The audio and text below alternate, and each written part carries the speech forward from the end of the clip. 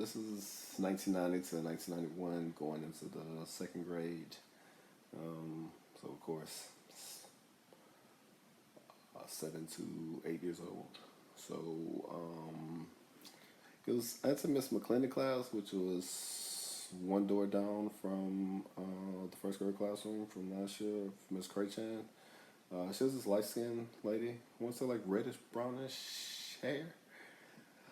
Oh, yeah, she was pretty new school. To say it was 1990, she had like a very like new vibe to her. I really liked Miss Clinton. I remember one day her boyfriend, well, a friend, um, she said, she said, she told the class, she says, my friend is coming to visit me to bring me something. I just felt this vibe that it was a boyfriend because it looked a little closer than what you'll call normal. But anyway, um, he goes in front of the class and he's like, Christmas is right around the corner. And the whole little class was like, yeah, yeah, yeah, yeah, because the news would be out for like 2 weeks. And he was like, yeah. And we were still excited. And after everything like calmed down, he says, yeah, I seen it down the street on my way here. It messed with me. Like, so I was super logical. Like, I'm super logical now, but I was like super logical as a kid as well. And I was like, there's no way in the world he was driving here and he's seen Christmas. Because Christmas is not a thing. It's a holiday. It's something that you can't see like on the corner of a block. But yeah, it made mess with me for like 2 to 3 days on how this guy could have seen Christmas down the street, but eventually got over it. We had a program at a McLeod called Book It. So what would happen is you would read a book, and every time you read a book, you get this like little holograph sticker. And once you reach 4 stickers, you're able to get a free small like little pan pizza from Pizza Hut, which is amazing because I love to read. Plus, I loved pizza, so it was just a win-win for me. Finally, was able to receive my reconciliation, which was part of the Catholic process to becoming, I guess, a Catholic or whatever.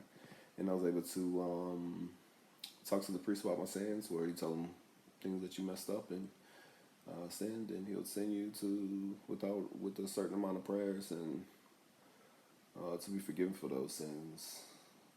The class had an essay on an animal, so we had to pick an animal, and I mean, like a normal kid would pick like a lion, a tiger, a bear, a bird, or something. For some odd reason, I picked a hyena, and so I had to write an essay on the hyena, and I did all my research. My mother was very heavy on academics, just learning in general. So we always kept like this this encyclopedia. So I grabbed the encyclopedia. I made it to the H's, to the end of the H's, because it's like wait HY for the hyena, and I just read as much as I can about hyenas until I just started writing down all the facts that I can, and that was really amazing for me as a kid because like it led to my adulthood. Like I love information. Like I even write essays on movies I watch, things I've experienced, and it all generated back from me gathering the information from the hyenas in order to write an essay. Let's see. Oh yeah. Oh my God, it's embarrassing. So every morning we will say the Pledge of Allegiance and our morning prayers. And something inside of my head was like, man, you don't have to pee right now.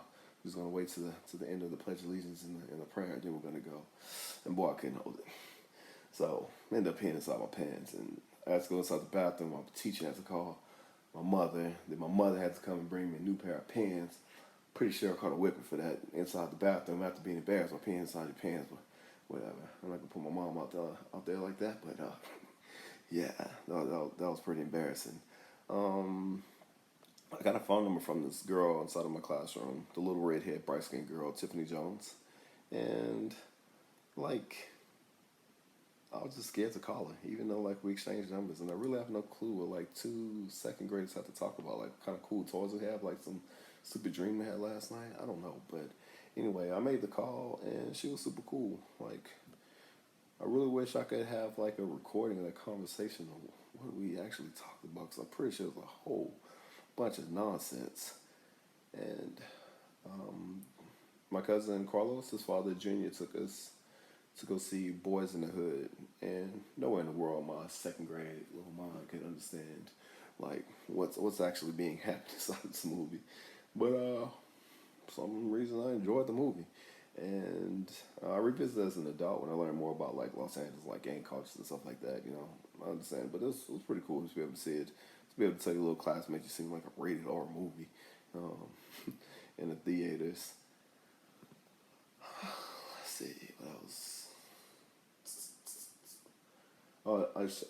This year I actually left Salt Lake Charles, so I couldn't play with Byron anymore, and I went to Mid City, and we had it was a Pee Wee league where like they'll put the instead of having the ball stationary on top of the tee, they would shoot it out this pitcher machine, and I thought that was pretty cool. I played outfield, left field, outfield, and the left side, whatever you want to call it. Yeah, but I started with this team called the Jaguars. It was this green and gold team. It had this big J on the hat, which is pretty cool because that's my friends call me Jay, whatever. Uh, and that was pretty much it. I also had joined the Cub Scouts, and that summer, my uncle June was the Cub Scout leader or whatnot. My other cousin Andre Wiley was also inside the Cub Scouts with me, and we all went to Camp Edgewood. My father came with me, and all the other 3 or 4 Cub Scouts that we had. Um, and we slept inside of a tent, which I cannot stand the heat.